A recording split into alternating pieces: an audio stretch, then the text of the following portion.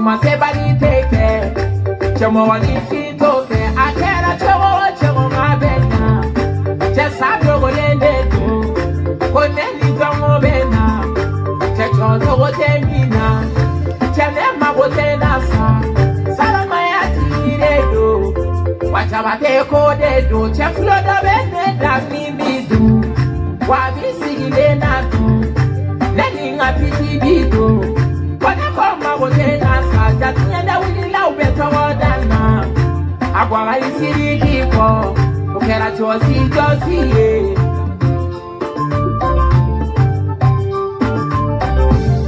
Wole kita barabido Chosi do Patoko pededo Wachabate kodedo Cheflodo bene la abetie nado Abausi gile nado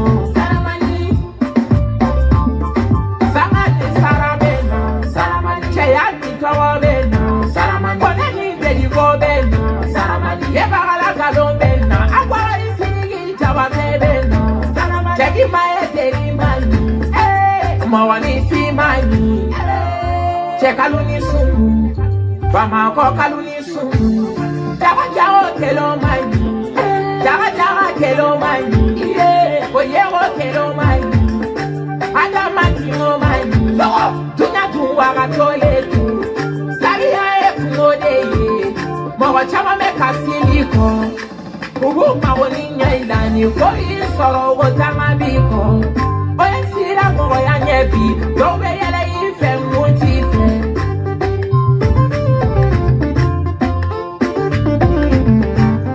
Salut internet Malien Mandenkaw Kori basi tawla Ni basi tawla ala kana basi kambela jelena Kawfo kawalimando folimi ni dantala Tusuru abalma kedo Anawaka soldat agal 24 Ambe nyogombolo dande do 5 sur 5 Anteta ante machi aw har nanchira anteta filo de benda kono ate mato ate cheto ate musoto ate demsenito ate makurbato ambe nyogombolo dande do malien dem bela jele mimba kalama ibina bo akalama minyereta kalama ibina bo akalama anti katinina depuis bureau kono fo telegram sanfe kawfo kawalmando foli mini dantala nyogombolo dande do awnyo do fo la patrie ou la mort nous vengro en tant que naunga hakema sabati en tant que naunga lanyini madama kuma fembe fo kuma were fembe ke anka sirato la de anko kuma kan kelende yala mawbu ka passeport soro chogo jumendela mawbe bon ni ngelani ntoro kono ni kechogo ina ni souffrance kono chogo jumendela amago be ni ndorondela Mandenkaw ambe nyogombolo anti katinina mbaw fo ka walimando ni mandenkayai mbaw fo ka walimando kadala tonyo mini kololo mini degu mi mbawka ana obe souffrance min kono malembe mbe jien yoroyo katinina kera sababu ya ka kololo la se mawmala katinina kera sababu ya ka mawma ka barachi ka mawma ka furusa ka mawma ka kanusa ka mama de black kelena mirini kerena maloya konana mba bela jelen fo ni mandenkayai kaw fo ni malidenyai ni basta wala ala kana baska mbela jelena ambe nyogombolo dande don Bikadi foka kadi awaka kunan kafiri lamande na todo. Ne de Aras 24. Nkon kafiri lamande na todo tasma de mene todo. Mbena tasma de mene ka di konsili mugoma. Mbena tasma de mene ka di mali autorité ma. Fu ka don ka foko jamana kanu ye munde jamana joye munde. Che aya uji jawka keri blade be barada nunka bi inimi masigi. Sini anga nyon soro république malien di amma ya fa chema amma ya fa musoma. Maleu on yabala bandaw nana jamana in kona na ya rencontre kera kuma chaman fora hakilna chaman fora munde wolola kono kuma sulu ni maloya kama bo malin denyala kama ki ba mali sebena kama sidiri yere kam maloya ni ika jamana ka dirizaw ni o kuma de ba kono kewale nunu de ba kono mbebo nte tayoroja yani ka tayoroja yani ka do bandaw ta kono aye konsila mogo mama be bara la konsila kona na mali konsila la bagnole ayu sama kana kone 24 de donyo de fu ngo ka wara mine o mangelende me wara kam mine katla ka bla o de ka juguni fembe la jeleni ku ka dossier dafale mbia video kela ububolo public munumbu ka publication ke Facebook ka ko abubolo imena kaboku defa imena kaboka ngalombati malendewni konsila je yoro mali konsila sigilembe je yoro asigi kanye tablo mununye ani bara mununye bara mungwani kele mba dautulo ka kelen enna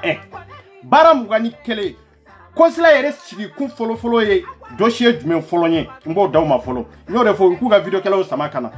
diɲɛ bɛɛ n'i ye diɲɛ bɛɛ fara ɲɔgɔn kan Mali consulat bɛ diɲɛ yɔrɔ yɔrɔ min b'a ko kalama min t'a ko kalama n b'aw kunna wolo bi dɛ wallahi billahi minnu bɛ k'a fɔ ko consulat ka dayɛlɛ n b'u fana kunna wolo bi dɛ minnu ko yɛrɛ ko a tɛ dayɛlɛ n bɛɛ bɛ kunna wolo dɛ bɛɛ gosi de bɛ yan dɛ bɛɛ gosi de bɛ yan de k'a ta anti-Catinina min yɛrɛ bɛ kɛlɛ la fo ka taa bila maa minnu yɛrɛ a gɛlɛya tɛ maa minnu ka cɛ tɛ to yen muso tɛ to yen dɛ k'o fɔ ka jɛya de i b'a kalama i bɛna bɔ a kalama awa i ma bɔ a kalama fana awa i bɛna bɔ a kalama n'a y'a sɔrɔ fana i b'a dɔn n bɛ n'i labɔ a kalama de a ye Mali autorité ɲininka minnu bɛ ka girin k'a fɔ ko consulat ka dayɛlɛ ko consulat sigilen dɔ kan jumɛn de ka fɔlɔ aw k'u ɲininka o kɛlɛ na filanan maa minnu yɛrɛ ko consulat tɛ dayɛlɛ sababu jumɛn de y'a to ko a tɛ dayɛlɛ maa minnu yɛrɛ nɔrɔlen b'a la k'a fɔ ko consulat ka dayɛlɛ ko baaraw tiɲɛna ko mɔgɔw mako sara mako jumɛn de sara mako jumɛn de ɲana n b'o d'aw bɛɛ lajɛlen tulo kan yan an bɛ ɲɔgɔn bolo dan de don RAS 24 565 an tɛ maa ci bilahi an mago tɛ ɲɛnamaya in tɔ la tugun an mago bɛ yen maa minnu bɛ yen minnu bɛna anw ko i ka se ka lafiya sɔrɔ an mago b'o dɔrɔn de la a ye n kɔnɔ anw minnu ko consulat ka dayɛlɛ n b'a aw jaabi yan anw minnu fana ko c'est comme anw minnu ko consulat tɛ dayɛlɛ n b'a aw jaabi yan o kɔfɛ consulat ni Mali autorité n bɛna olu ka jaabi n'u ka laɲini n bɛna di maliyɛn kɛrɛnkɛrɛnna bɛɛ lajɛlen na ne de don video intention n t'a jigi dɛ ne de b'a dɔn kan ka min kɛ n b'a dɔn bɛ sira min kan n b'a dɔn kan ka kɛlɛ min kɛ ayi sɛbɛn tɛ sɛbɛn bɛ ne yɛrɛ de nɔfɛ aw ɲɛ b'a la diɲɛ yɔrɔ o yɔrɔ Mali kɔnɔ ani Mali kɔ kan consulat bɛ diɲɛ yɔrɔ o yɔrɔ a y'a lamɛn dɛ consulat bɛ diɲɛ yɔrɔ o yɔrɔ a sigi kan fɔlɔ diaspora kan o ye jumɛn o ye passeport ye surtout kɛrɛnkɛrɛnnenya Europe yan consulat sigi kun fɔlɔ ye passeport de ye n b'a bɛɛ détail d'aw ma kelen kelen après n bɛ don bandaw t'a kɔnɔ passeport min don passeport in bɛ sa Europe kɔnɔ kɛrɛnkɛrɛnnenya France yan consulat min bɛ yan 83,85 €. A y'o lajɛ o ye passeport ye o de ye consulat baara fɔlɔ ye diaspora kan filanan ye jumɛn o ye laissez-passer o ye 35 € ye o 35 € o bɛ sara France yan fɔlɔ o ye kelen ye filanan ye jumɛn visa simple o ye 90 o ye 70 € ye o ye 70 € ye a y'a lamɛn ka taa n bɛna détail de d'aw ma o ye 70 € ye n bɛ k'u ka baaraw de ɲɛfɔ aw ye ta après livret de famille o ye 8 € ye o ye 8 € ye i bɛ ka feere ya joli ni mago bɛ livret de famille la k'a bɔ ya i b'a labɔ joli or que 8 € de don d'accord n bɛ nalen o tɛmɛnen kɔfɛ visa 3 mois o ye 90 € ye 90 € i b'a feere ya joli i b'a labɔ ya joli fɔlɔ o ye fila ye après visa 3 mois o ye 90 € ye après visa 6 mois i b'a feere 110 €. I b'a feere o de la yan i b'a labɔ o de la yan Mali consulat la yan basi tɛ n bɛ nalen après visa 9 mois in kɔnɔna na o ye 110 € ye a ye lamɛn dɛ o ye 110 € de non 9 mois visa 9 mois non o tɛ 110 € ye o ye 130 €. O ye 130 € ye o ye 9 mois de ye o ye 130 € ye 130 € n'o tɛmɛnen kɔfɛ visa 1 an o ye 150 € ye o ye 150 € mais i b'a labɔ ya joli a y'u ɲininka k'u b'a labɔ ya joli fɔlɔ n bɛ nalen a ye n kɔnɔ tan dɛ voilà o ye 1 an ye 150 € après légalisation o ye 5 € ye k'u bɛ k'a labɔ k'a di maliyɛn dɔw ma joli ya légalisation o ye 5 € dɔrɔn de ye mais maliyɛn den jumɛn de bɛ yan n'i mago jɔra nin na n'i b'a sɔrɔ rapidement n'i mago résident b'a la n'i b'a sɔrɔ rapidement sɔrɔ cogo t'a la i bɛ wari min sara e b'o dɔn ne b'o dɔn o ka tɛmɛ ka bɔ yen après copie de conformant acte de naissance o bɛ bɔ yan joli aw ɲininka k'o bɛ bɔ yan joli o ye 5 € de ye 5 € ko consulat mɔgɔw bɔ i b'a labɔ mɔgɔw ye joli fɔlɔ aw ɲininka i k'o question kɛ k'aw jaabi anw minnu delila k'a labɔ i y'a laban aw ye joli aw y'a sɔrɔ tile joli kɔnɔ a y'a sɔrɔ waati joli kɔnɔ o ye copie conformant acte de naissance n bɛ nalen o tɛmɛnen kɔfɛ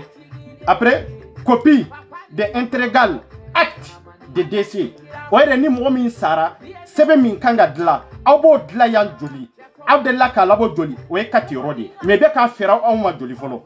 ay consulat mo sama kana aw mamnu ka maw saraya naw tara sebe labo ka fuko aw ka mo sara ko aya fere aw ma joli aw ya soro tan jumende kono aw ya soro wati jumende kono oyo yore programmation o ye 5 euros di 5 euros ya fere aw ma joli folo mbena lede oyo ye o temenen ko fe mandat o ye 5 euros di consulat konana ni mandat est 5 euros ko consulat mo be ka fere joli la ku ba labo tan jumende kono wati jumende la ni ya damandi ke akanga bo yani wati jumende te amunu nye mandat labo aw bado way keleni flana way déclaration de naissance way 4 euros di 4 euros aw de la ka sa 4 euros yan consulat konana wa aw de la ka sa 4 euros la na soro ma de la ka sa 4 euros la yan consulat konana aw bodo ne bodo déclaration de mariage au fana 4 euros di 4 euros amu nya ko mariage ki aya labo joli aya soro tanjumen de kono aya damandi ke tanjumen de kono wati jumen de kono folo na o sera ka soro consulat ko nana ya o déclaration de mariage de munu ye furu ke olu ba kalama parce que olu de mago ba la pour que ko sebel labo d'accord mbenale o temenen ko fe attestation sur l'honneur o 5 euros di amuru ya labo aw ya labo jolia consulat ko nana ya est-ce que primi sebenen be aw ya soro de la akanga dawma tamin kono ani wati mi na mo bala est-ce que borawa est-ce que mama kono aw ya soro aw ye joli de sara o dorona folo mbena lede voilà après ni temeno yoro ka mbena fichier individuel la ani état civil o 5 euros di bo 5 euros aw ya soro joli aw ya soro hakemina aw bodo abora wati min fana kono tamin kono ani tamin aw ya damandi ke kle joli do na uni nyonte do kun joli do kalo joli do o kelenye mbenale certificat de vie amuru mago bala na de la ko fana labo consulat ko nana ya yala aw ya soro togo jumende la est-ce que aw ya soro o prix kelen de la wa dero certificat de vie o dero di aw de la ka sa dero dia adera ma kan jumende ka wati jumende ka tan jumende konana amuru mago tumbala o kelenye mbenale après déclaration de perte aw de la ka labo kan jumende kono aw ya ni wati jumende kono aw ye joli de sara aw ba do ye hakeminya o 5 euros di consulat mo be ka laba aw ye joli la est-ce que be ka labo 5 euros di ite ka labo 5 euros o temenen ko fe certificat de nationalité 8 euros di o 8 euros yala aw taro mini aw ya labo 8 euros de wa 8 euros ko nana une semaine de do ou 2 semaines de ou bien ay kalo joli de ka no fa ay wati joli de ta pour que ka demander que consulat ko nana consulat sigi kanye ninde ijo menal consulat mana sigi jamana o jamana ka jien jamana o jamana ka anyabala ni mbara mimbea bara mungani kelen consulat ka bara nindi mais bara ou la bara important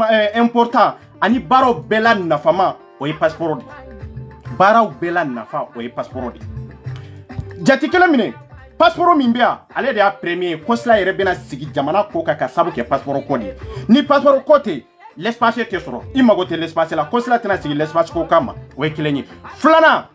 ni passeport ko fanate atena sigi livre de famille fana kama jamana koka o ye ngalondi awa ni passeport ko fanate atena sigi visa simple fana kama jamana koka o ye ngalondi awa ni passeport ko fanate visa 3 mois visa 6 mois visa 9 mois visa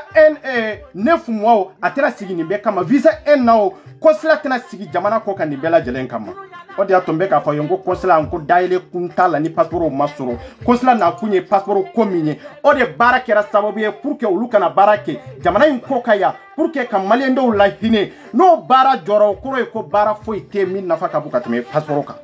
o ye kelenyi awa manda ni ame ko manda o ka soro passeport o be ni ame ko certificat o bela jelen ka soro passeport o be ni ame ka foko date naissance o ka soro passeport de bibolo jamana fana koka ni bela jelen be tugulen be nyogona passeport dia foloy awa consulat yere sigi kun a bara famba a bara yere na kun jamana kono ka bo jamana kono kana na jamana koka kun were taladi passeport ko dron de a dafalen be a be dafalen de be nya be de fawiye barata e bara mugwa ani kele bara mugwa ni kele anafa mai passeport dron de a nafama ye passeport dɔrɔn de ni passeport tɛ o fɛn minnu ye 2 € ye o 3 € o 4 € o 5 € ye ani 8 € ye o aw ni Alahu Taala cɛ maa yɛrɛ mago bɛ so olu la kosɛbɛ wa n'i y'a mɛn k'a fɔ e mago bɛ a ye lamɛn n'i y'a mɛn e mago bɛ l'espace la passeport de b'i bolo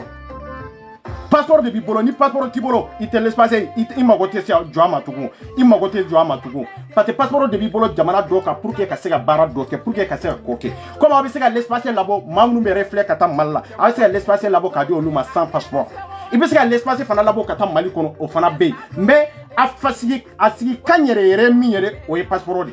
o ye passeport de bon n'i y'a mɛn fana k'a fɔ ko voilà ani yɔrɔ kelen bɛ yen ani carte d'identité consulaire carte d'identité consulaire o ye 13 € de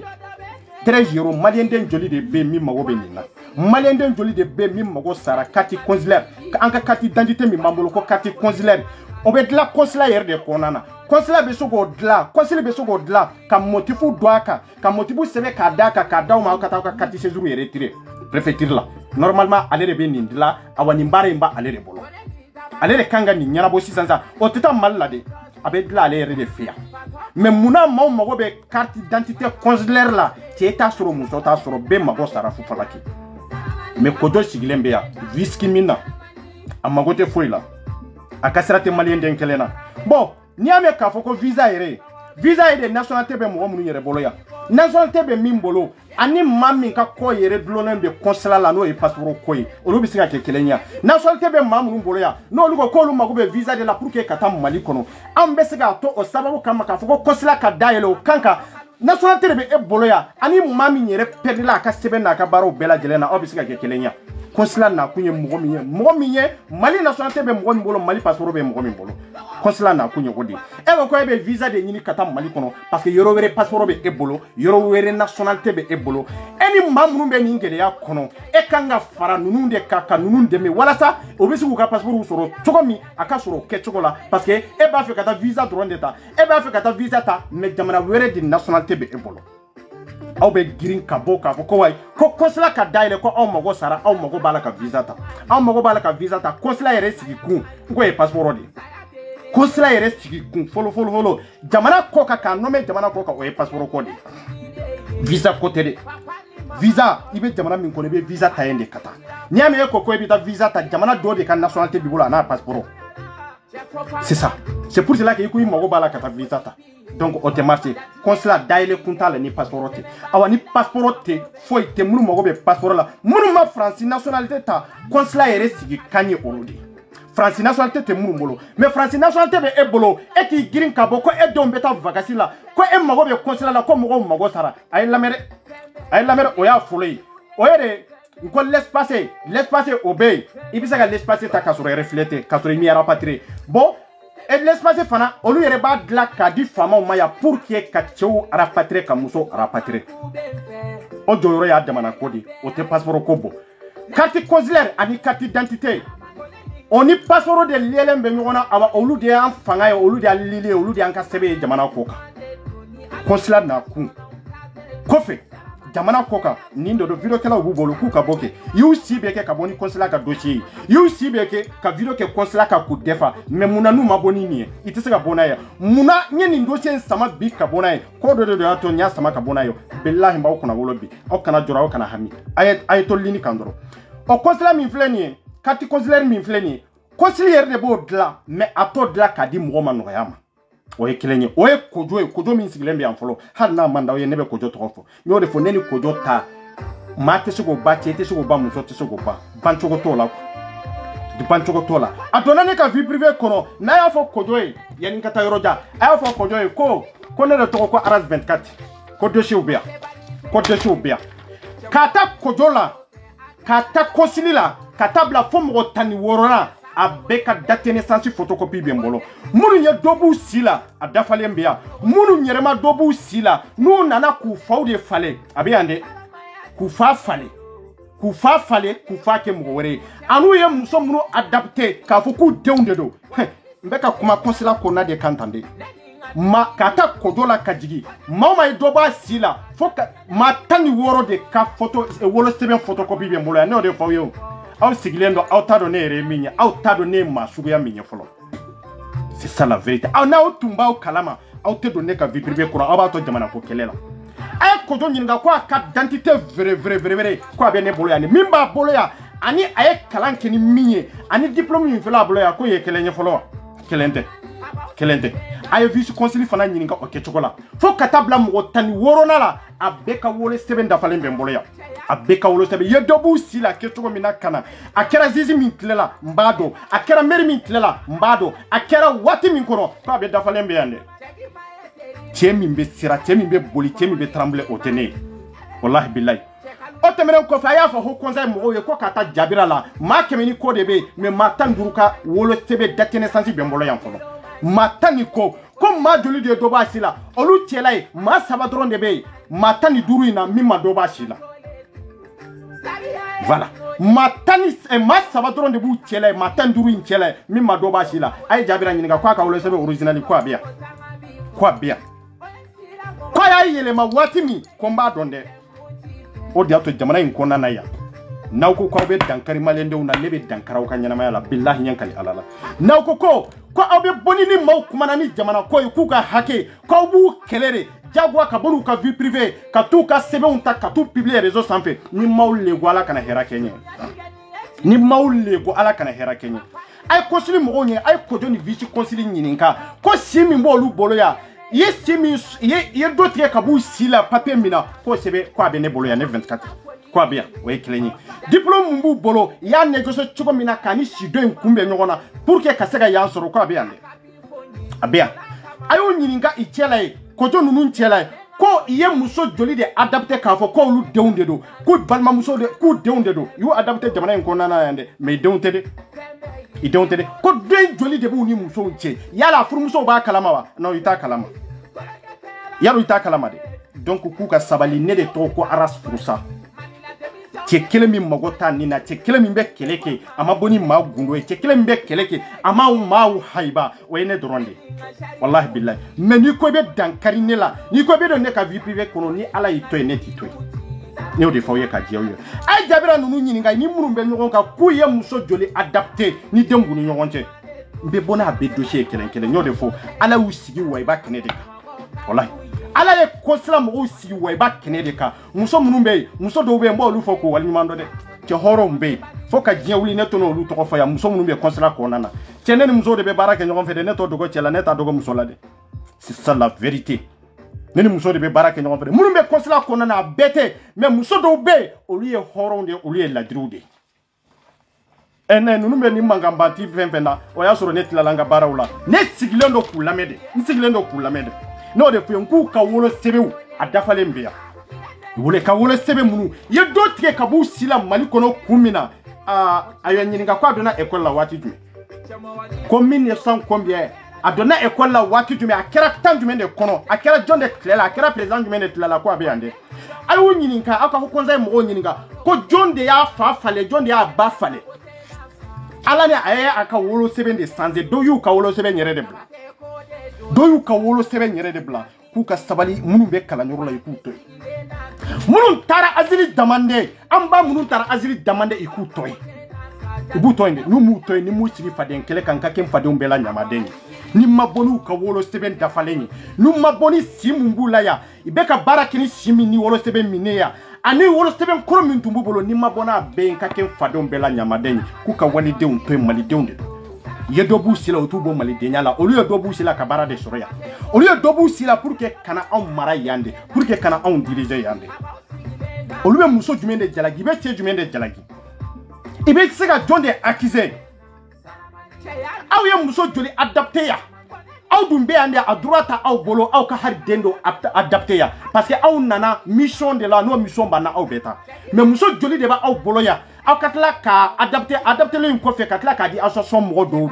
dɔw ma hali bi muso dɔw bɛ association dɔw bolo aw ma joli joli ni maaw legu fɛn bɛɛ ka kɛ nkalon ye kɔnsili sigi kun a sigi kun n ye baara 21 min fɔ a ye Kojo n'a ka video kɛlaw a y'u sama ka na ko n'a y'a sɔrɔ cɛ b'u cɛ la cɛ min bɛ se ka demande ko baara bɛ nin baara 21 in kɔnɔna la min bɛ passeport bɔ ko a tɛ a t'a kɔnɔ baara 21 in bɛɛ lajɛlen a bɛɛ n'a ko a bɛɛ bɛ sɔrɔ passeport sira de fɛ a bɛɛ bɛ sɔrɔ passeport ka laɲini de kɔnɔ a bɛɛ lajɛlen a bɛɛ bɛ sɔrɔ de kɔnɔ ni ma sara ni passeport yɛrɛ t'a ku e bɛ se ka papier laban la i tɛ se ka papier laban la fo ni taara yu sira fɛ ka yira nin ta banna ka ban an ka fɛɛrɛ ɲini ka nin lasa somɔgɔw ma mais ka to ɲɛnamaya la aw y'a bali mun de la a ye haut conseil mɔgɔw ɲininka k'u ka bɔ n'u ka baara ye ka baara yɛrɛ min ye i ka acte yɛrɛ min ye k'u ka bɔ n'a ye dɛ n y'o de fɔ n ye diplomatique ye n sigilen don bureau kɔnɔ ka baara kɛ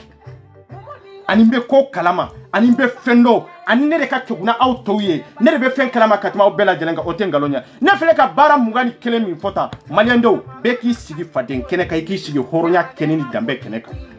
maa joli de bɛ baara kɛ consulat kɔnɔ an kana taa hari maa 100 ni kɔ la an k'a ta dɔrɔn a ka kɛ hari maa 50 ye maa 50 nin baara ye maa kelen dɔ maa kelen o kelen ka poste kelen ta dɔrɔn maliyɛnw bɛ sɛgɛn jumɛn de ye maliyɛnw bɛ sɛgɛn jumɛn de ye baara 20 ani kelen aw ni alaw taala cɛ n'i ye conseiller yɛrɛ sigi kun ye n'i taara consulat da la i bolo k'a fɔ ko diɲɛ bɛɛ de maralen bɛ yen e bolo k'a fɔ ko ministère de don e bolo k'a fɔ ko députéw de bɛ yen k'u bɛ ka jamana ka baarabaw kɛ o tɛ baarabaw yɛrɛ tɛ wallahi billahi mais maliyɛn den bɛɛ tɔɲɔnen don jamana kɔ kan maliyɛn denw ma to lafiya kɔnɔ faransiya i ma to lafiya kɔnɔ Allemagne i ma to lafiya kɔnɔ Allemagne i ma to lafiya kɔnɔ Espagne i ma to lafiya kɔnɔ Italie anw bɛ so an bɛ jigin o dingɛ kɔnɔ tugun ko ye ngalon de ye aw bɛ baara de kɛ n'o ta aw bɛ taa nin baara in hali mɔgɔ kelen bɛ se ka nin baara in kɛ tile kɔnɔ hali mɔgɔ kelen bɛ se ka nin baara ninnu traiter tile kɔnɔ min kan ka taa Mali la ka transférer ka taa juma o juma de i bɛ dossier fara ɲɔgɔn kan pour que k'u ci ka taa Mali kɔnɔ mais aw b'a dɔn i bɛ min kɛ o kɔfɛ yan ni maa 200 taara ni passeport ye ko anw mago bɛ passeport la o passeport ninnu i b'olu sarada de n'u y'u sarada passeport ninnu bɛ sarada de komi sogo bɛ sarada cogo min i bɛ se ka a sarada sigiyɔrɔma 20 na ou bien i bɛ se ka sarada sigiyɔrɔma 15 la o 15 i b'a kɛ de a saradalen bɛ cogo min sisan an bɛ kelen ta yan an bɛ kelen ta yan an bɛ kelen ta yan awa tɛgɛ mana bɛ maa min t'a la o de bɛ taa Mali kɔnɔ o de bɛ dilan ka na tɔw i b'olu bila kɛrɛfɛ o de y'a to dossiers cayara u bolo ye o de y'a to passeport fanba b'u bolo ye i b'a fɔ ko passeport ma dilan a bɛ ta fɛn wɛrɛ tɛ dɛ i b'u sara da de komi sogo i bɛ se k'a da sara 20 na n'a y'a sɔrɔ 200 de don n'u y'a da sara 20 na ou bien sara 15 la i b'a kɛ an bɛ kelen ta yan an bɛ kelen ta yan an bɛ kelen ta yan an bɛ kelen ta yan i b'a kɛ nin kɛcogo de la après i bɛ to i b'olu fara ɲɔgɔn kan i b'u bila carton kɔnɔ i ye minnu ta kelen kelen i b'olu bila ka taa Mali kɔnɔ e ko i ka passeport dépôt kɛ i y'a dépôt kɛ yan dɛ mais est-ce que a taara wa i ka dossier taara a ma taa carte consulaire bɛ nin kɛcogo la carte consulaire min bɛ réclamer olu fɛ yen pour que ka taa carte consulaire dɔrɔn labɔ a fana problème bɛ tan de i b'a sara da de n'an ye 20 da yan ka 20 da yan an b'a lajɛ 20 sigiyɔrɔma 10 an bɛ kelen kelen ta bɛɛ la n'an ye kelen kelen ta bɛɛ la mɔgɔ wɛrɛ fana bɛ na o bɛ kelen kelen ta bɛɛ la a tɔ min bɛ to yen sisan ni mɔgɔ 5 ye kelen kelen ta bɛɛ la ou bien ni mɔgɔ 10 ye kelen kelen ta bɛɛ la sa a tɔ i b'a bila carton kɔnɔ dossier bɛ bloqué bolo ten de i b'a fɔ k'u bɛ baara la i tɛ baara la o bɛ yen parce que ni dossier ma bloqué bolo ye c'est-à-dire n t'a dɔn n b'a f'i ye cogo min quoi ni dossier yɛrɛ ma bloqué olu bolo ye a bɛ komi nafa tɛ olu ka baara la o kɛ kun ye mɔgɔw k'a dɔn ala ma don o don an bɛ baara la ala ma don o don an bɛ baara la o de kɛ baara foyi tɛ consulat yɛrɛ baara foyi t'a kɔnɔ baara min nafa ka bon ka tɛmɛ passeport kan a tɛ dɔ de bɛ yen min bɛ occuper passeport kɔ la i bɛ dépôt kɛ o passeport kan ka bila ka taa Mali de kɔnɔ n'o taara Mali kɔnɔ n'o nana waati min na aw bɛ a ka adresse k'a kan bon fɛn min ye l'espace ye n ko mɔgɔ wɛrɛ de bɛ yen min bɛ occuper l'espace fana la n ko mɔgɔ wɛrɛ de bɛ yen min bɛ occuper carte d'identité consulaire fana la n ko ye mɔgɔ wɛrɛ de mɔgɔ wɛrɛ fana de bɛ yen aw bɛ taa fɔ maa 100 ni kɔ la o maa 100 ni ko in jɔyɔrɔ ye jumɛn ye i bɛ ka baara jumɛn de kɛ maliyɛndenw ye consulat kɔnɔna na aw yɛrɛ ka ca ni haut conseil yɛrɛ mɔgɔw ye haut conseil mɔgɔw ye maa 100 ni dɔ de mais aw y'u jɔyɔrɔ ye Faransi ya wa o ye Faransi dɔrɔn ta ye dɛ aw y'u jɔyɔrɔ ye ya wa jɔyɔrɔ foyi t'u la a y'u ɲininka k'u ka bɔ n'u ka dossier n'u m'u cogo dɔn olu ka dossier n b'a sama sisan ka na n'a ye olu ka dossier fanba yɛrɛ ye sukɔ de olu ka dossier fanba ye sukɔ de bon fɛn min ye consulat mɔgɔw ye maa 100 ni kɔ bɛ baara la yɔrɔ min na aw bɛ baara la yɔrɔ min na bâtiment ka taa premier étage la ka taa bila deuxième étage la fo troisième fo quatrième o tɛ dugumala fana la mais o tuma aw bɛ ka baara sugu jumɛn de kɛ maliyɛndenw ye n'an bɛ nin dingɛ kɔnɔ hali bi baara sugu jumɛn ni passeport dilan de don maa dɔ de bɛ yen min bɛ occuper passeport la o ye kelen ye filanan n'a y'a sɔrɔ l'espace ko de don maa dɔ de bɛ yen min occuper bɛ l'espace la parce que l'espace sɔngɔ man ca ale ye l'espace sɔngɔ man ca ale ye 35 € de maa dɔ de bɛ yen min bɛ occuper o la est-ce que o ni passeport ye kelen ye est-ce que be bara suguya kelen kɛ wa yaro te bara suguya kelen kɛ de bon ni nana carte consulaire fana la carte consulaire fana o ye 13 euro de maaw mago b'o la ka tɛmɛ l'espace kan o fanba de ka ca min mago bɛ carte consulaire la n ko maa dɔ de fana bɛ consulat kɔnɔ min bɛ occuper o fana la o tɛmɛnen kɔfɛ ani visa simple ani mɔgɔ min taara mun mago bɛ visa la est-ce que o ni passeport ko bɛ ɲɔgɔn ɲɛ sira la est-ce que o ni carte consulaire ko bɛ ɲɔgɔn ɲɛ sira la i tɛ ɲɔgɔn ɲɛ sira la dɛ o ye 70 euro ye n'o ye 70 euro ye maa dɔ de bɛ min bɛ occuper o fana la est-ce que o ni passeport dilanla bɛ ɲɔgɔn kalama o ni carte consulaire dilanla bɛ ɲɔgɔn kalama i tɛ ɲɔgɔn kalama mais bâtiment talen bɛ cɛw bolo a talen bɛ musow bolo baara tɛ ka k'a kɔnɔ kalabantiya ni jahiliya baara foyi tɛ ka k'a kɔnɔ manamanakan baara foyi tɛ ka k'a kɔnɔ k'a kɛ tulonkɛ ni yɛlɛ ani yɛlɛba foyi maaw mago bɛ ka sa jamana kɔ kan an y'o de fɔ o bɛ dabila jamana in kɔnɔna yan a bɛ dabila a ye muso minnu adapté fɔlɔ a ye fɛɛrɛ ɲini a ko aw ka ɲɛfɔ aw furumuso ye fɔlɔ de a y'a ɲɛfɔ aw furumuso ye yanni ne ka bɔ n'aw ye fɔlɔ de aw ni muso minnu bɛ ka si hôtel la aw bɛ ka bɔ ka taa muso minnu nɔfɛ fɔlɔ cɛ n y'aw de fɔ dɛ ni ala y'aw sutura ne m'aw sutura dɛ ni ne y'aw sutura aw tora ala ka sutura kɔnɔ dɛ k'o fɔ aw ye k'o diya aw ye a ye haut conseil mɔgɔw ɲininka ko cɛ joli de bɛ yen min ye muso furu sɛbɛn dɔrɔn nɔfɛ jamana in sɛbɛn olu caman bɛ yen maa minnu b'u la ko nationalité b'u bolo o maa caman wolola yan de olu maa caman wolola yan de a y'u ɲininka ko cɛ joli b'u cɛ la min ye muso furu ka sababu kɛ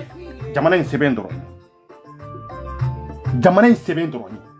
mun billahi n'aw m'aw sen bɔ ne sen nɔ la n'aw ma fara ne araj 24 la billahi ne tɛ ye dɛ n ye n kale alaw tana la ne tɛ malinka ye mais ne ye malinka ka soldat je suis soldat de lynx ne tɛ malinka ye dɛ ne t'aw nɛgɛ n t'aw blufu dɛ ni wolosɛbɛn minnu bɛ yan ne ye ninnu sɔrɔ cogo jumɛn na a ye kodo ɲininka ko a ka wolosɛbɛn yɛrɛ yɛrɛ ko a ka bɔ n'a ye dɛ min tun b'a bolo Mali la wolosɛbɛn fɔlɔ min tun b'a bolo Mali la n'aw m'aw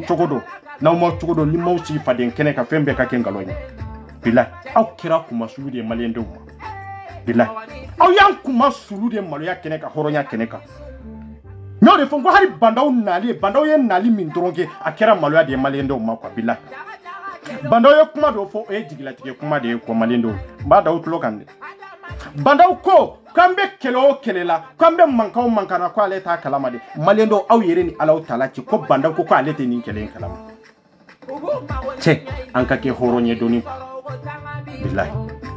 an k'an sigi ka ɲɔgɔn lajɛ malidenya kama jamanadenya kama bandaw ko an tun bɛ kɛlɛ o kɛlɛ la tan ko ale tun t'a kalama a ma fɔ ale ye aw ni alaw tala ci ko bandaw tɛ nin kɛlɛ in kalama maliyɛn denw cɛ i bɛ kuma maaw bɛ se ka siri ɲɛ k'a yiri la k'a fɔ i ye min fɔ tiɲɛ tɛ i b'i man kan mais ani ye tiɲɛ de fɔ ani maaw tɛ fɛn kalama est-ce que olu de ye kelen ye yarɔ olu tɛ kelen ye bandaw ko ale t'a kalama ko jɔn de ye ministre des affaires étrangères bila ka na yan fɔlɔ o ye kelen ye a ye bandaw ɲininka o la o bɔra ale ka yamaruya de kɔnɔ ka na yan a ye mɔgɔtariwani ɲininka ko anw ye dossier joli de ci mɔgɔtariwani ma k'a dɔn mɔgɔtariwani ye yɛrɛ tɛgɛ pour que nin dossier nin carte na ko ni passeport ka se ka fara ka bɔ ɲɔgɔn na o tuma ale ni mɔgɔtariwani don o don k'u bɛ ɲɔgɔn ye de don o don i bɛ ɲɔgɔn ye de bandaw ko non k'ale m'o dossier sɔrɔ ko ministre des affaires étrangères nana yan ko o tagalen Mali kɔnɔ ani bi cɛ ale n'a ɲɛ ma da ɲɔgɔn kan i ma deli ka ɲɔgɔn ye maliyɛn denw ne ko an ma kala o ye tiɲɛ mais an tɛ fɛn kalama cɛ o ye nkalon de ye sa a y'a fɔ bandaw ɲɛna sa i taara ta ɲaman de kɔnɔ kana k'a fɔ ko a kana mara ale tɛ se ka dabɛrɛ anw da la yan bilahi a tɛ se ka kɛ an ko ni na ma k'i tile la an b'i bonya ka da o kan mais i bɛ se ka gɛlɛya in ta ka bɔ an kan mais an b'i musalaha o ye kelen ye an t'i musalaha dɛ président min tun bɛ a bɛ sara min ta e bɛ k'o sara kelen de ta musalaha b'o yɔrɔ la e bɛ k'o sara kelen de ta a ma k'i tile la i bɛ ka tun bɛ ka sara min ta e bɛ k'o sara kelen ta bi ni e ko ko ka katina ma k'i tile la mais e t'a kalama solution mais n ko an bɛ taa min fɔlɔ a bɛ solution de ɲini en tant que n'a bɛ ka sara ta a bɛ solution de ɲini comme a yɛrɛ min fɔ ko ale t'a kalama o b'a yira k'a fɔ ale ni ministre des affaires étrangères o t'ale ka mara kɔnɔ o t'ale ka yamaruya kɔnɔ jɔn de y'o bila ka na yan k'a fɔ ko consulat cira a y'o ɲɛfɔ banda a ye bandaw ɲininka sa ko jɔn de y'o ɲɛfɔ a ye k'a fɔ ko consulat cira ministre des affaires étrangères ka na yan ko jɔn de y'a fɔ a ɲɛna consulat cilen kɔfɛ n'u sera ka anw publier k'a fɔ anw de ye mɔgɔw labɔ k'u ka taa consulat ci ko jɔn de y'o fɔ bandaw ɲɛna ko munna a ka autorité y'anw publier a ye bandaw ɲininka o la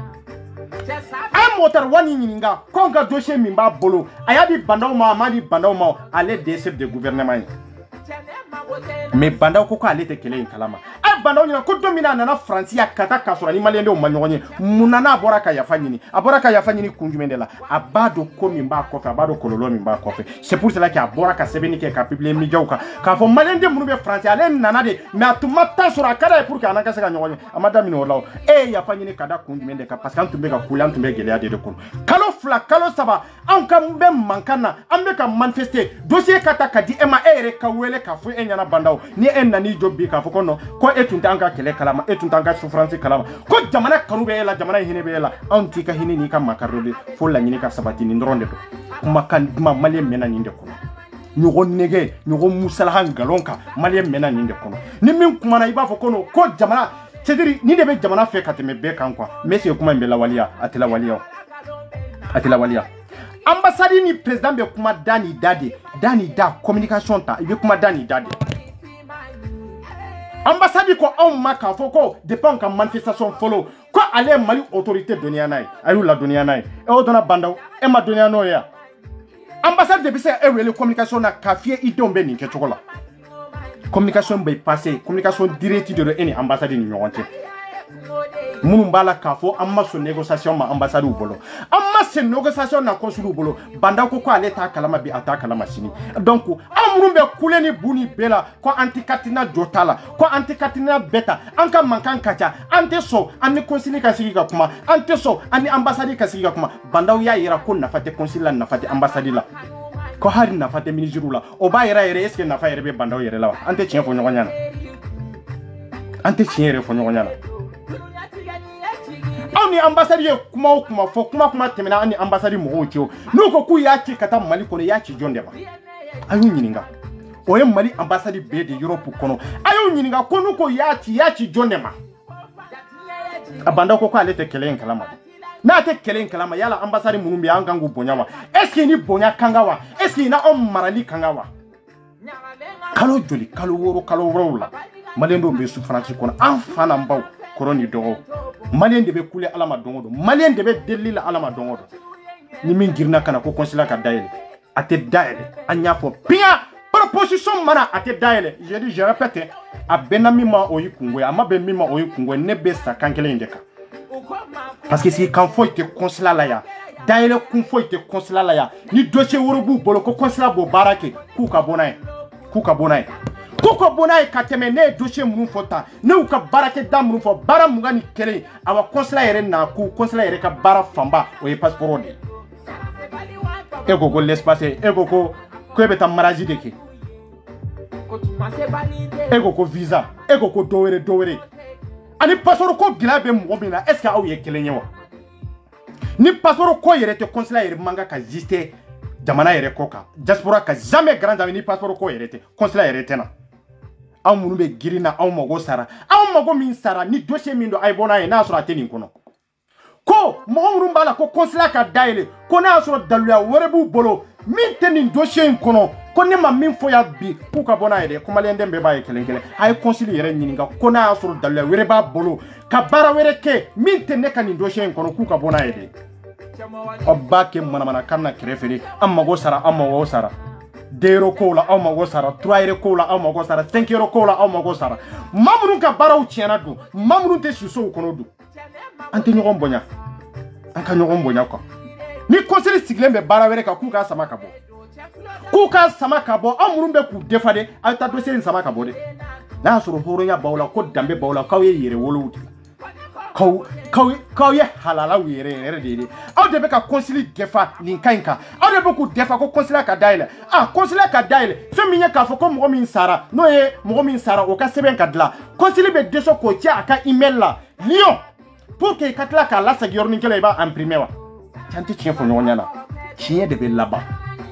si kumi mbala o ye passeport ko de num mana ni proposition de consulat interdaile de banda ko ale be so nyina la banda yo de fo na ko ata kalama o de nsoke ko ale ta kalama ministre nana ya kata mali kono fo bi banda ni ministre manonye tie koronya be roju me fo alhamdulillah naka jiye kuma be fa onye alhamdulillah naka jiye kuma kan ma be fa onye a bolen ko fe ya tarisi mija joli de kasisa ka kuma kuntili yere taba na fa yera lawa ni bandaw ko ale no ministre man ngogne ko ma comptoir indiqué bandaw ye est ce bandaw sigilen do kam min ka fula bado wa est ce que sigilen be kam min yere ka vrai dire est ce que sigilen do ka jamana don de defa wa est ce que sigilen do jamana yere de kamawa hay kafiri jamana ba kalama ka fambe kelemina jibe ba kalama kalo joli malendo be tonyo kono kalo joli be gele akono président Kunturu ka fo etunte nin gele ado hari tun ka fo etumba kalama me a ituma information be soro obe majigila fa obe mafa mi jigila tige kuma ne tunte nin gele kalama bonya te nkwa ya ndo ya de o te bonya yo maudi be souffrance kono te bonya yo wallahi eko ita kalama nin kele mbe kera e ka premier ministre mimbe munano be to ekuna folo e kelenye ministre des affaires étrangères mimbe munana be to ekuna raison du mendela nous tu kuna foni bi idala yika sokunu ebe bo fendo kalama billahi malen site bo kalama ne ko ko bi ta kalama ima do yemalen do jigila tigede yan jigila tigede dande billahi ministre contrôle ebolo et de l'état be diriger et de be afto ka ministre ta pour que ka se gouvernement sigi jamana kono munu kanga nome olu kan nome ka ki sagoy e ko malendo be ni souffrance la ko to kalama ni min wala ka fo kanga kelejo anga kele madame ne de mo munu ko conseil mo ni comment ça s'appelle ani conseil mo ku ka date naissance vero e ka bono olu de folo mbe la hidu duma ku ka date naissance vero ku ka bona e ka publier jebe ka e folo kona ya soro tien de don ku ka bona e de ku ka date naissance bebe ne bolo ya minye do tige ka bo ashi la bebe ya awya muso munu fana adapter ay kono ta tapé rebe ro jimo out te fen kala mo be kaba ko be nunu be kaba ko la ma ko billahi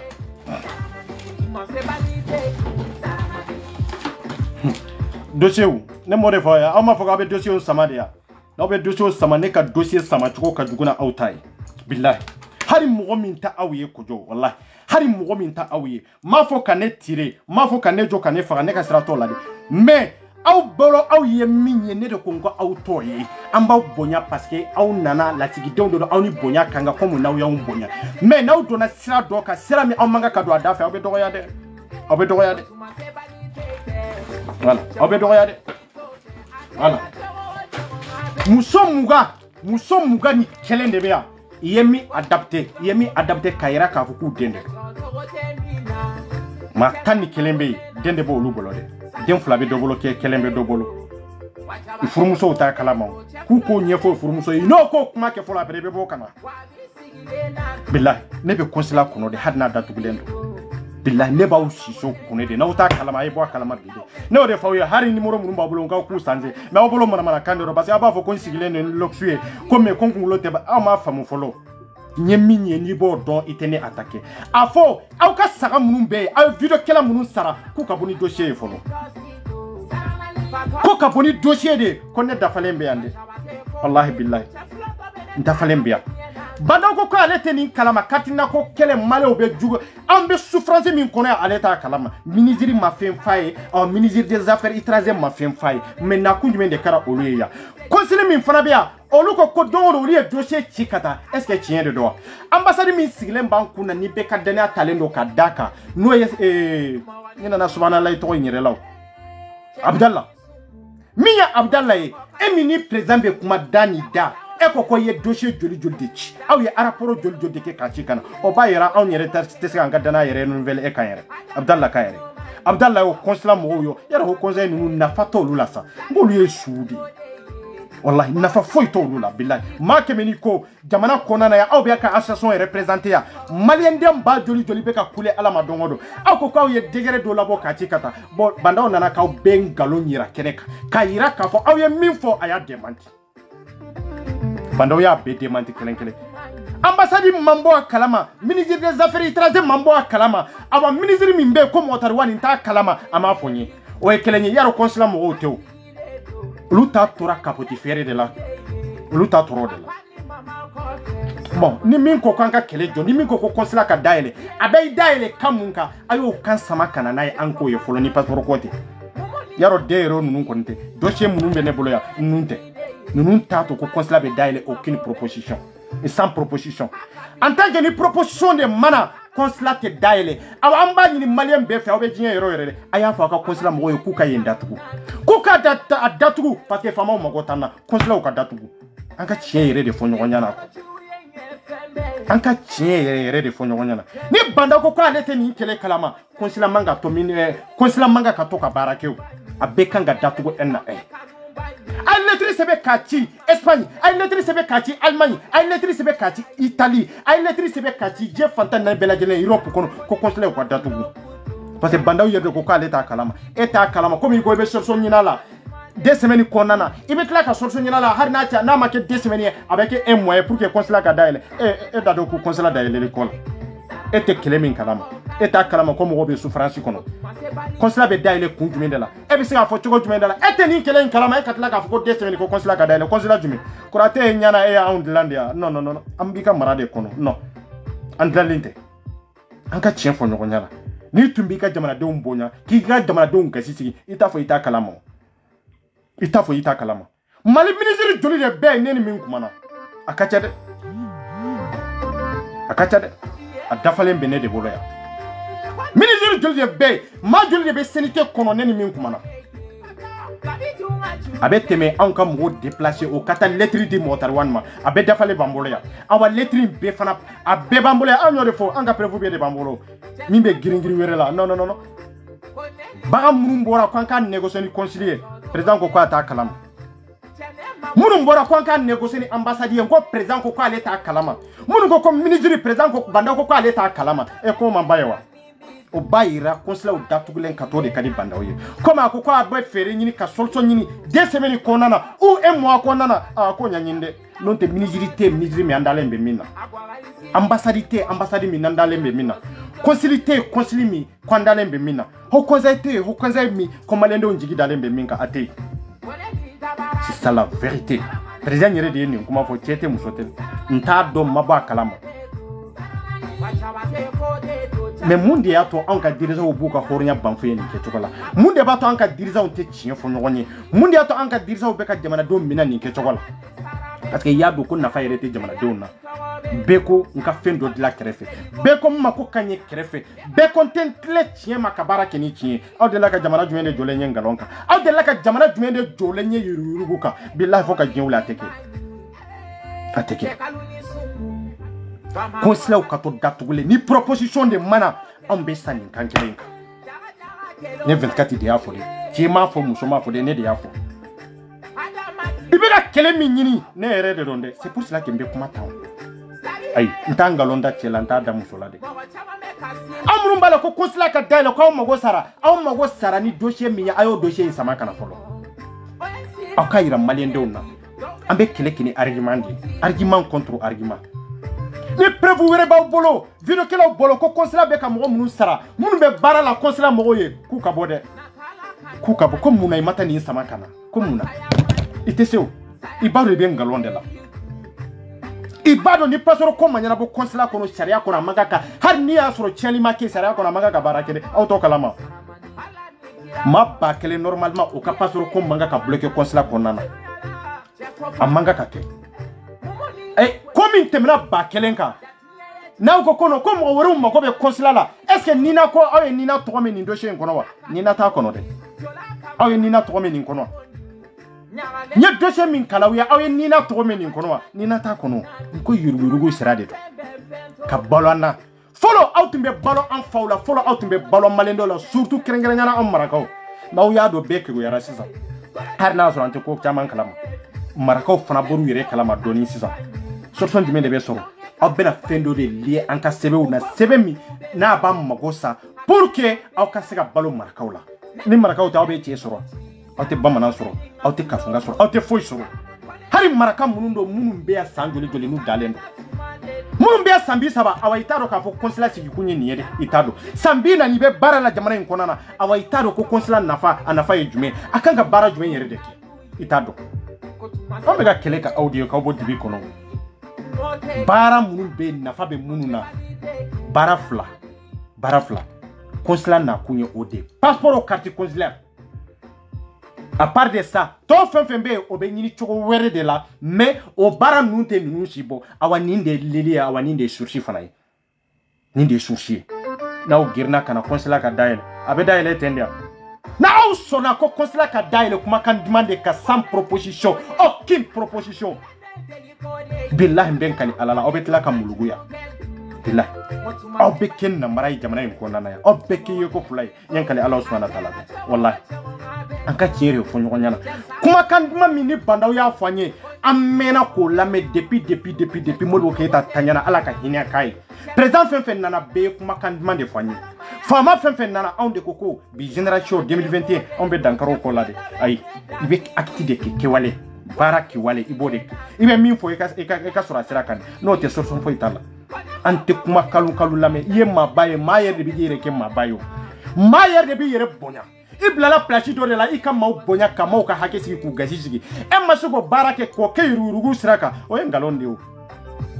ne sebe munu fa wani sebe bebe de la business de la iba be de la business de la afo itata jamana ke shiko o chama mbala ibe dossier bloqué minya dero 5 euro aw bena mo kanyana ma dulembe 7 mina no e passeport e abeno mana kande chaya mo bolo consulat ka daila aw mo be ya kungoiki consulat na ku consulat restiki kan asiki kanye passeport code no desra euro no desra ko valider euro ka maw ka passeport di euro akanga datu sharia ko ka so chalitri akanga datu surtout ko fe mankan kero passeport ko kelende no fe pour que solution ka sura la solution ma sura la ko ka daile ten ka bara daminete abeta bara jumende ki dero bara ni 3 euro bara wa 4 euro bara ni 35 bara wa ha dossier munun be yere na fate dossier munun mfen nay abeto lu de bara kia ka mauto souffrance kono ka mauto dogun kono o yenga londe ni ko dona kano fe mo makala lu tatende kana ten comme ye dobu shila kanu sigite ne ben ta fode ne ta dafalende be mbolo yande ne ba fode Kemi mbesira wede kungoye, muso mbesira wede kungoye, ne de ya fo 24, nyafo yedo busi de la yuka diplôme négocié, nyafo papakate boala. Papakate boala na ba demande akabo kata publier bekai. Quoi akabo ka publier follow? Akabo ka publier. No kera wati mbe bombe exploser. Be fait exploser min de bombe atomique. Quoi ka ayereka date naissance quoi ka publier malien bekai follow. Obena do de la mbeka minfo. Munde be munde te nga awbe sika viski de mipi parce que aw tuntaro ka fo nunu bene bola abolo ko ne usoro bidia biteo ne la awbe nyono ne tla awladia ne matla awlaye wallahi be ponju gore ya membe barada nunu nga consulate daile malien dew ka fa wunya na consulate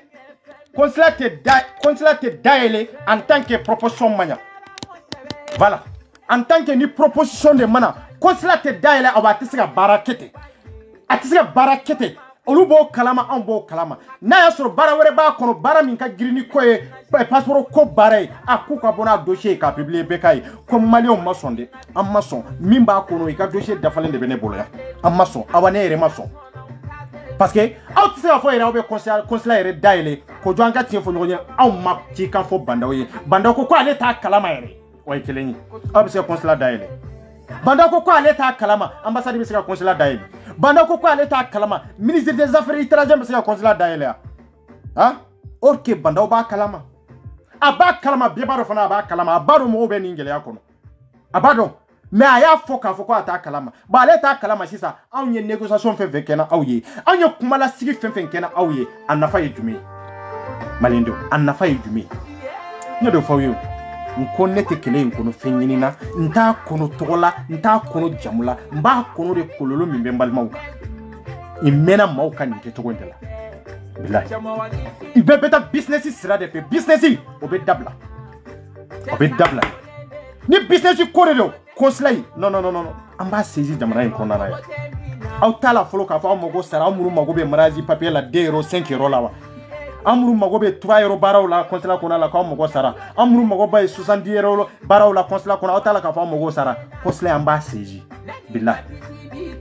amba saisi ande no de fo koy numa soso nyinara Allah bambe nyon soro nazo njendela ama har damine folo anti transition en tout soutenir en tant que nanka la ni de masabati ore du juga weretere no de masabati papa gatike inana kando de ka ni banda ko ale ta kalama ika discours min kera surazu fe ko lu nyiningaki ibeka taku afambaye katina kodi Katinina ko de do c'est ça kalo joli ta kalama o kuma wéré di billahi vive anti katinina surtout aw lagare folendo foli mini dantala bela jelen fana folendo ala ka barka do jarawla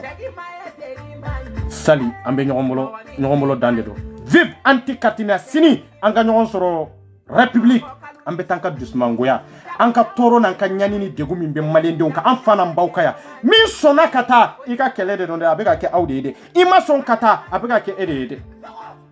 awani ne maboni ni ika video kala wiye video kemekia ka publication kemekia ko ni ciwere bu bolo ku ka bona e kombea argument contre argument dabarateo business ne ko ngode te marché non te moti ska business ke ka temene kaw non ate moti ska business ke ka temene kaw mais faso blomba business keyoro faso dombe tono de faso dombe nakasidi faso dombe hera soro ite basidi soro anko de papa Antonona ateke fana sali ambe ponjugoro merci papa ni mama kote samani ala nikira kote biene jamana bi tuyala chefo fanadu moni ngafoli bi jatiye jide ni teme batila ni magobeso akabi foni tola kamara akabi foni nyawale ngafoli bi abali ganye kanunati tuyala fembe fentobo fembe ni koro chuye nge fembe fembe kora kera mosebe sawe kanumbanyi malila temisaunye kanumbanyi ukoma kubeze akera yambe aye neni ngasharibuchi